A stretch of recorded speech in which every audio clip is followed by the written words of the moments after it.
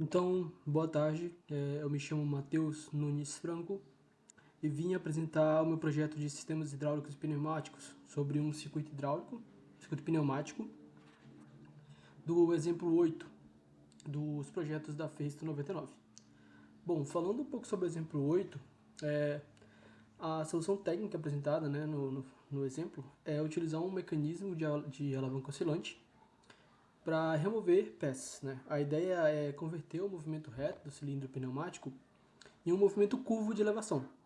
Então, quando o cilindro avança, ele empurra a base da alavanca, que funciona como uma gangorra, ela entra por baixo da peça, levanta ela para fora do buraco ou orifício que estiver ali, e nesse mesmo movimento ela já joga para a esteira transportadora do lado, ou talvez para algum tipo de local de retirada de peça, peças ruins. Então, eu vim aqui apresentar a minha solução no Fluid Sim para esse tipo de mecanismo, tá?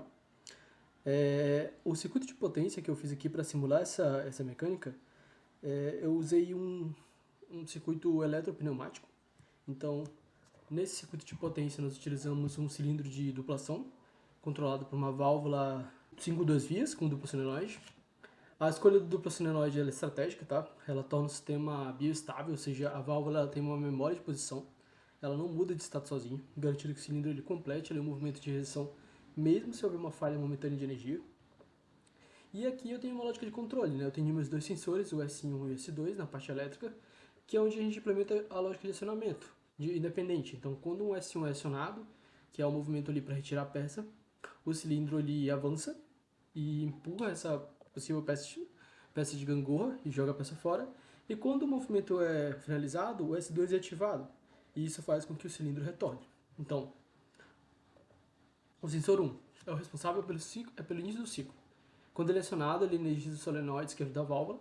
Isso faz o cilindro avançar e permanecer avançado, simulando que a alavanca empurrou a peça para fora da matriz. O sensor 2, que é o retorno, ele é o responsável pelo reset do sistema. Quando acionado, ele energiza o solenoide direto, destravando a válvula e fazendo o cilindro recuar para a posição de descanso. Tá? Então eu vou demonstrar aqui o circuito em funcionamento. Agora que ele já está funcionando, tá? Os meus dois chaves são limitados com 24 volts. E aqui eu tenho uma alimentação de ar comprimido de 6 bar. Eu vou acionar primeiro o cilindro 1. Então o pistão duplo ele avança, ele vai empurrar essa peça curva que vai retirar a peça. E quando ele tiver uma resposta que o movimento foi concluído, ele vai selecionar o sensor 2, que vai fazer com que o pistão recue novamente. Bom, esse foi o meu trabalho. Obrigado.